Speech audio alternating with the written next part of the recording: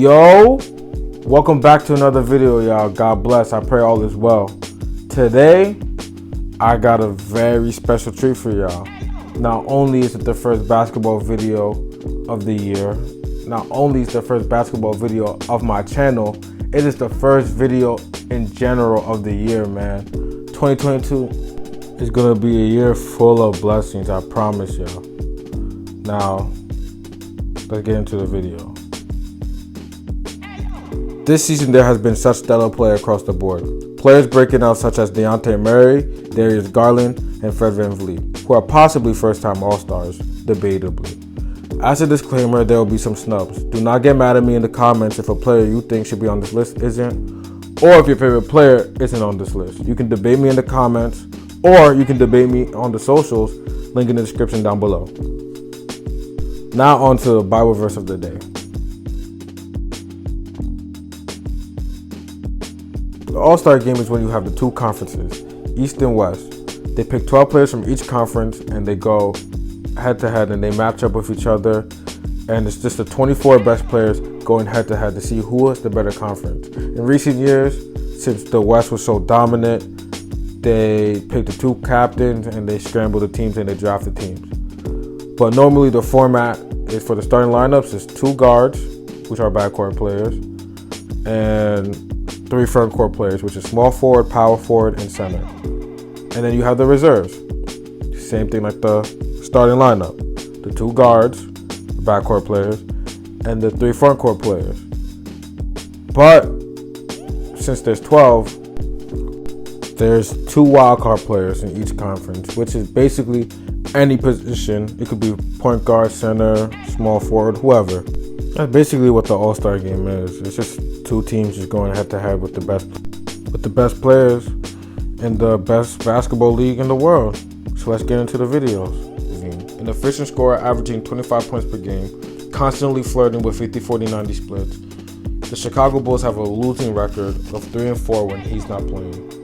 He is one of the main reasons why Chicago is number 2 in the conference. But the Bulls wouldn't be this great without his running mate, DeMar DeRozan. This will be his first All-Star game since 2018, by all accounts having an MVP caliber season, averaging 26 on 56% shooting from the field. He has a definite case for either an All-NBA first team or second team. Now, the next 3 are so obvious. We have Kevin Durant, nothing much to say, shooting 52% from the field, averaging near 30 points per game. He is the leading candidate for MVP right now. Although he may not play in the All-Star game because he has a sprained left MCL, but he's definitely getting the nod because he's Kevin Durant. Next up, we have Giannis Antetokounmpo.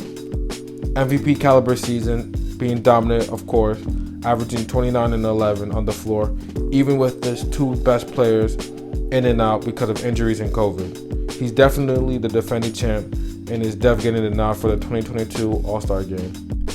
Next, we have Joel Embiid.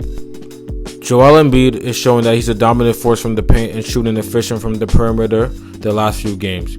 He's showing that he's probably the best big man in the league without the Sixers' second best player. His dominant play has his team avoiding the play-in tournament. He's averaging 40 points per game, 12 rebounds a game, on 57% from the field and 47% from the 3, and 86% from the free throw line the last 5 games. First player I have is Trae Young. I know a lot of people have him starting, but the Hawks team's success is low. Even though he's averaging 27 and 9, Zach LaVine is second in the East, while he's averaging a better plus-minus. He deserves to be in the game even though his team has a losing record. He's still one of the best bright young stars in the league. Next we have James Harden. Although this isn't his best season, we've seen him put crazy numbers before. Seeing him comfortably adjust to his new role as point guard very well, we still see James Harden-esque flashes of him, putting up a near triple-double, averaging 23, 8, and 10, and the assist is tied with CP3 for most in the league. Next, we have Jimmy Butler. Jimmy Butler is the best player on the best team in the East on a nightly basis. He brings the intensity, defensive playmaking, and leadership to the Heat. If he weren't hurt earlier in the season, easily could have been a starter or could have had an argument for it. The heart he plays with shows that he deserves to be an All-Star. Next, we have Jason Tatum. Franchise player, no doubt about it, but he hasn't been playing like one though. Through his inconsistencies and his shooting struggles, his shot has been going in, and he's become a better defender, and he's most importantly, the Celtics closer. Next up, we have Jarrett Allen. Jarrett Allen plays both sides of the ball. Plays like Rudy Gobert defensively, not as good, but playing a lot better than Gobert offensively. He improved as a leader, and he's also an elite rebounder and rim protector. He is one of the sole reasons why the Cavaliers are third in the Eastern Conference. Next up, we have his running mate, Darius Garland. Darius Garland is averaging 19 points, 37 from the 3, 7 assists a game. His team is third, like I said before, in the conference, only behind Chicago and Miami. A bright spot on the roster, Garland's breakout season has him showing out as the Cavs franchise point guard for the future. Last but not least, we have LaMelo Ball. Proven to be one of the better distributors in the league, flashy passes making his teammates better, his scoring off the dribble, all have been spectacular. Flashes of a young star in the team making the Hornets a better team. For my injury reserve, I have Fred VanVleet. Fred VanVleet is having a career year. A lot of people weren't high on the Raptors this season because how deep the conference is now. They're 9th in the conference as of right now and has been balling out of his mind. 22-5-7. Oh yeah, he was undrafted. So if anyone gets injured on this list, which is probably KD, Fred VanVleet should take his place. On to the West. Starting off with my Western Conference All-Stars, I got Steph Curry. Not much to say about this man. He's definitely my favorite for MVP. I don't have much to say. Roll the tape. Alec Burks guarding him from the start. Wiggins again. Here's Curry for the record. It's good! There it is! Stephen Curry! The all-time three-point king in the NBA! Coming up next, I have Ja Morant. Ja Morant is averaging 25, 6, and 7, having a 2011 Derrick Rose MVP type of season. Having the Grizzlies third in the conference. Shooting is developing. It's still a little bit streaky, but it's getting there. But his athleticism, leadership, and poise shows how dangerous and electrifying he can be in this league. Next, I have LeBron James. Even though his team's at 500 and he's struggling to be at 500, there's nothing more I can say. It's LeBron. Next, I have Jokic. Having an MVP caliber season, and don't quote me, but I think he's number one in the MVP Kia ladder race. But he's leading his team in every advanced stat. If his team was winning more games, he'd definitely be a 2-time MVP. Next, I have PG-13. Granted, he's still injured. I still see him playing both sides of the floor, looking like the 2019 MVP caliber season he had. He's an asset to the Clippers on the floor, and his scoring elevated and playmaking elevated. He deserves to get picked up because of his stellar play before his injury. Conference reserves. Starting with the Western Conference reserves, we have Chris Paul.